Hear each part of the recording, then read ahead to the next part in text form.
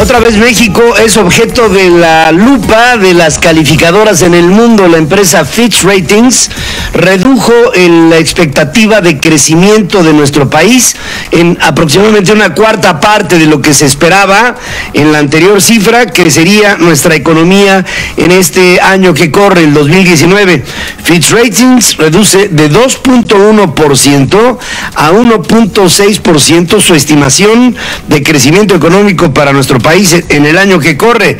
Explica que la economía registró una desaceleración durante el cuarto trimestre del año que terminó, lo que llevó a ajustar la perspectiva que dan a conocer en la víspera.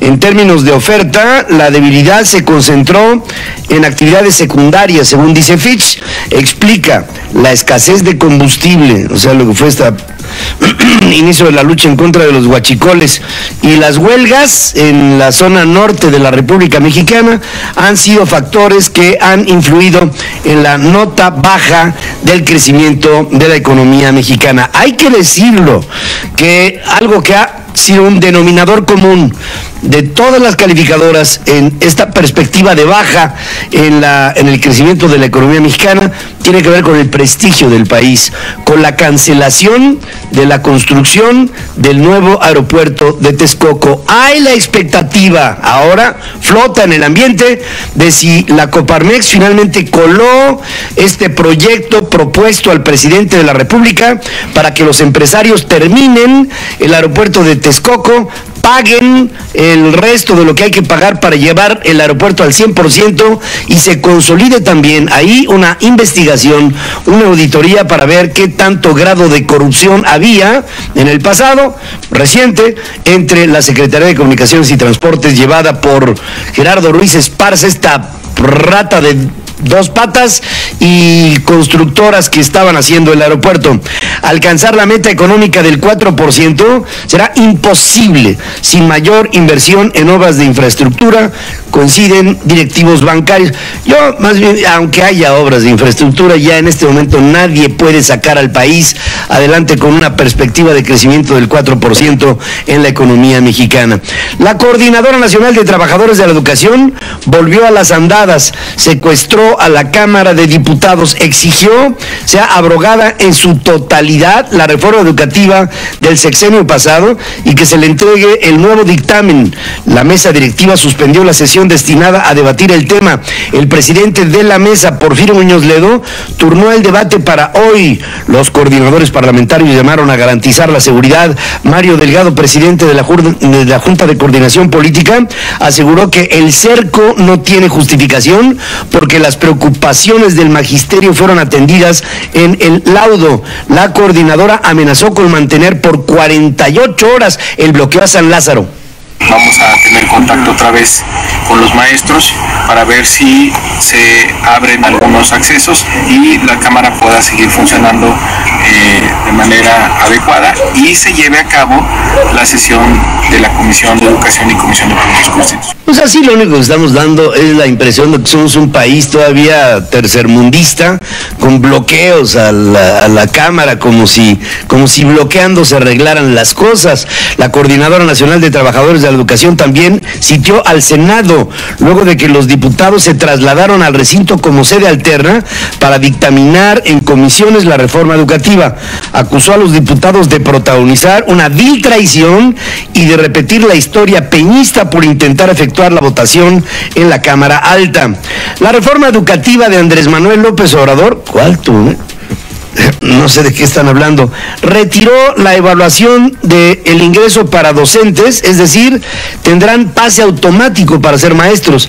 También eliminó los exámenes punitivos, y vaya esto entre comillas, ya que no se calificará la capacidad de un maestro para enseñar. Sin embargo, determina que la admisión, promoción, reconocimiento a profesores será por lo establecido en el artículo 3º, o sea, le quita las manos a la coordinadora el control control de plazas, motivo de la inconformidad de la propia organización sindical, pues rijosa, de los maestros mexicanos. Y aquí estamos viendo el rompimiento de uno de los principales aliados de Andrés Manuel López Obrador, porque en campaña trajo mucho durante su pensamiento y sus palabras el ahora presidente a esta fracción de la coordinadora que le apoyó con votos y hoy lo está pues rechazando con estos bloqueos. Yo solamente recuerdo, Pedro, una vez hace más o menos unos 10 años cuando también se sitió a la Cámara de Diputados por parte también de maestros. Estos diputados se fueron a sesionar, recordarás, al centro Banamex que está en Santa Fe. Los llevaron en camiones y ahí finalmente pudieron aprobar precisamente la reforma educativa. Hoy pasa lo mismo, sin embargo, con un gobierno distinto que además le prometió tener una reforma a modo para los maestros de la coordinadora y que hoy no les está cumpliendo. Y lo peor de todo, Pedro, lo triste de la educación en nuestro país es que está remitido exclusivamente a cómo me das y me garantizas las plazas para maestros, pero no hablamos de capacitación, de excelencia por parte de los maestros, de calidad por parte de los estudiantes, y solamente nos remitimos a que la educación en nuestro país es un botín primero laboral y posterior electoral. Hay frases que se hacen como el pensador de Rodán, así, ¿no? Encuerado, así, recargada la barbilla en el puño. Hay otras que se hacen en el excusado.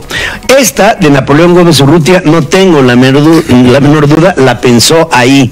No puede haber paz laboral sin paz salarial, dice el ricachón de Napoleón Gómez Urrutia al evadir su responsabilidad en los conflictos sindicales de 3 plantas siderúrgicas de Matamoros, en Tamaulipas.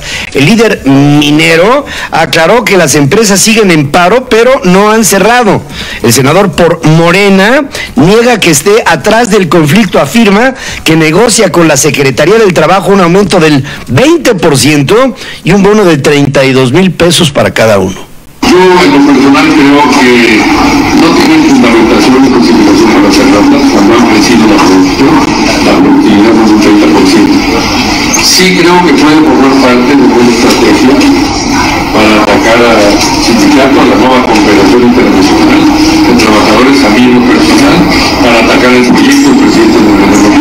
No, pues, y lo más importante es él, obviamente él es el personaje, hay que atajarlo a él porque él es el creador de este sindicato, de esta Confederación Internacional de Trabajadores. Va a aglutinar a los trabajadores del mundo unidos. Napoleón Gómez Urrutia les está convocando. El Tribunal Electoral confirmó por unanimidad la pérdida de registro del Partido Encuentro Social por no haber alcanzado el 3% de la votación válida emitida en alguna de las elecciones federales del pasado 1 de julio. Y con ello, Hugo Eric Flores, el líder de lo que fue el PES, reprochó al tribunal que haya cedido a presiones políticas. Anunció que acudirá a tribunales internacionales para defender su registro, o sea, su negocio, y admitió que se desembolsarán 30 millones de pesos para liquidar las deudas de este partido político malhadado. Ante este medio de impugnación que ha sido ineficaz y inválido, no nos queda otra opción más que acudir a tribunales internacionales. Qué lástima que aquí en nuestro país no se haga justicia y triunfen las presiones políticas. Les queremos decir a los militantes, a los dirigentes, a los simpatizantes de Encuentro Social que no vamos a desmayar, vamos a continuar en la lucha. Sí, dice, les queremos decir a los simpatizantes y a los militantes del PES, o sea, como a 4 personas más o menos. De los militantes, sin embargo, Pedro, es un partido que logró tener senadores y diputados, es la 4ª fuerza política en el Congreso, pero todos tienen un apellido.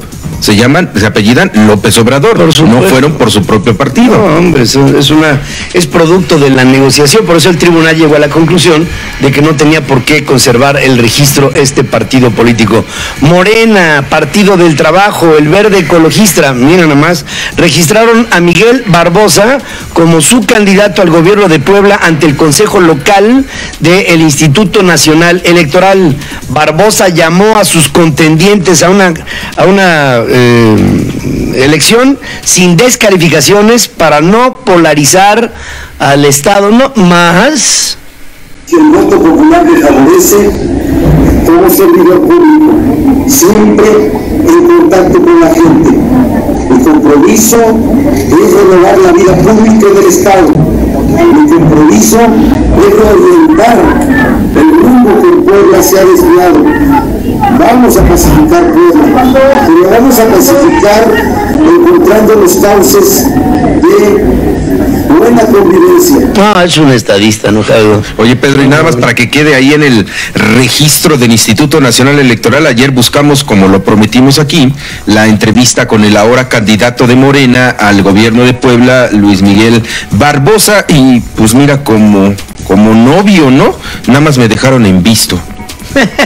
Así es que ahí está. Vamos a insistir porque creo que es importante hablar con Barbosa, sobre todo para preguntarle sobre sus objetivos en Puebla, pero para que quede el registro, sí buscamos al señor Barbosa. Ayer entrevistamos a Enrique Cárdenas, candidato de la oposición. Hoy buscamos al candidato del gobierno. Desde ayer, pero pues en fin, digo, si no se puede. Mire, señor Barbosa, yo creo, la verdad, se lo digo sinceramente, yo creo que el mundo está esperándolo. El planeta entero lo está esperando, y sobre todo en esta época del siglo XXI, el hablar con Miguel Barbosa, yo creo que es algo de verdad muy importante. Estoy esperando su respuesta bueno, anoche no dormí, de verdad. O sea, me traban unos hot flashes. Sí, no. Sí, no pude dormir. La Semarnat puso a disposición de la Secretaría del Bienestar el mapa de deforestación virtual para ejecutar el programa Sembrando Vida, tras las denuncias sobre casos de deforestación inducida de propietarios de terreno para empadronarse al plan federal. O sea, es deforestar o desforestar para volver a hacer lo mismo. ¿Cuál es la diferencia? Pues la lana, ¿no? En medio de acusaciones de tráfico de influencias, Armando Guadiana, no sé si se acuerdan ustedes de... No, ese no es... Armando Guadiana, senador de Morena, informó que llegó a un acuerdo con la Comisión Federal de Electricidad para la compra emergente de 360,000 toneladas de carbón a fin de abastecer las plantas carboeléctricas Carbón 1 y 2 ubicadas en Coahuila. Horas después, y producto de la presión, la Comisión... tampoco es... Ahora sí que... la Comisión Federal de Electricidad desconoció la reunión y el acuerdo al respecto. Habla Guadiana. Que yo no tengo ningún conflicto de interés con el gobierno federal, ni estatal, ni municipal. Que nosotros no le facturamos ni le vendemos a la Comisión Federal de Electricidad. Somos mineros desde 1981 y mineros del carbón y de otros minerales, pero no salimos al calor de un sexenio ni de dos, sino estamos en la actividad empresarial, tanto minera como ganadera, desde hace más de 30 años. ¿Será tú? Sí. Y sale ahí salen fotografías en donde está el señor Guadiana con Manuel Bartlett, como se las estamos presentando aquí, pero no hay acuerdo alguno, ni tampoco creen ustedes que es un contrato de cuates. O sea, estamos hablando aquí de algo muy necesario. Mira, Pedro, y precisamente, mira, la foto que se da a conocer, la da el mismo Armando Guadiana hace un día. Esta foto que acabamos de poner en las pantallas de Central FM, hace un día, según su cuenta de Twitter, está subida la fotografía.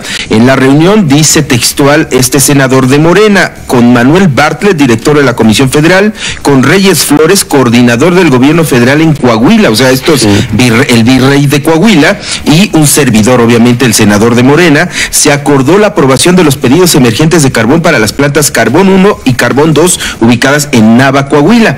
Por la noche, después de que en redes sociales y en medios de comunicación se denunciara tráfico de influencias, la Comisión Federal de Electricidad emitió un boletín de prensa de 2 párrafos. El primero, de contexto, y el segundo, donde dice: la reunión no tuvo lugar. Y la fotografía que circula, que puso Guadiana en su propio Twitter, no corresponde al día de ayer. No, ese fue cuando Manuel Bartlett cumplió 14 años. O sea, eso ya viene de tiempo atrás, prácticamente del siglo XIX. O sea que ni crean ustedes que esa fotografía fue de ayer, no, de ninguna manera. Y además ya lo está negando la propia Comisión Federal de Electricidad, que tiene una enorme credibilidad. La Fiscalía General de la República llevó ante los tribunales la imputación de sustracción ilegal de combustibles en contra del general brigadier Eduardo León Trawitz, quien fuera subdirector de salvaguarda estratégica de Petróleos Mexicanos, un hombre que estuvo cerquita, muy cerquita, de Enrique Peña Nieto, uno de los presidentes más perniciosos en la historia moderna en México. Marco Antonio Fuerte Tapia, juez de control del Centro de Justicia Penal Federal del Reclusorio Norte, vinculó a proceso a Armando Saldaña Flores, exdirector general de Ordenamiento Territorial y Atención a Zonas de Riesgo de la SEDATU, por ejercicio indebido del servicio público al presuntamente haber participado en una contratación igual, indebida o ilegal, de más de 185 millones de pesos durante la llamada estafa maestra. Aquí lo vemos. Griselda Triana, esposa del periodista Javier Valdés, asesinado en Culiacán, en Sinaloa, el 15 de mayo del 2017, se suma a la lista de más de 24 personas que recibieron mensajes para infectar sus celulares con el programa de espía Pegaso. Según un informe de The Citizen Lab, exigió a la Fiscalía General de la República castigo para los responsables de este proceso de espionaje, pero ya saben ustedes que este gobierno ya ha perdonado a todo lo que se hizo en el gobierno anterior. Si hubo espionaje en donde incluso, les digo, hasta el propio presidente de la República hoy en funciones fue víctima del esquema de espionaje del presidente Peña Nieto y de Miguel Ángel Osorio Chong y de Luis Videgaray y de Tomás de Lucio y de toda esta runfla, resulta que ahora los perdona. Vamos a ver si hay algún tipo de investigación que se abra para ver cómo se organizó el tema Pegasus, cómo se hicieron las contrataciones, cómo fue que operó y sobre todo hacia dónde iban orientados los cañones para eliminar a todos los supuestos, vaya entre comillas, enemigos del presidente Peña Nieto, dentro de los cuales orgullosamente me encuentro yo. Perdón que hable en primera persona, pero pues es que el Pegaso me trajo, pero en la mira. La Fiscalía General de Oaxaca dio a conocer que se investiga el ataque armado en contra del periodista Jesús Irán Moreno en el istmo de Tehuantepec. El comunicador incorporado al mecanismo de protección de personas defensoras de los derechos humanos y periodistas de Gobernación ya fue dado de alta del hospital. La Suprema Corte de Justicia resolvió que los funcionarios públicos no deben bloquear en Twitter a periodistas u otras personas que les resulten incómodas, salvo en casos de comportamiento abusivo, que aquí hay un proceso interpretativo que justifique la medida de cortarlos.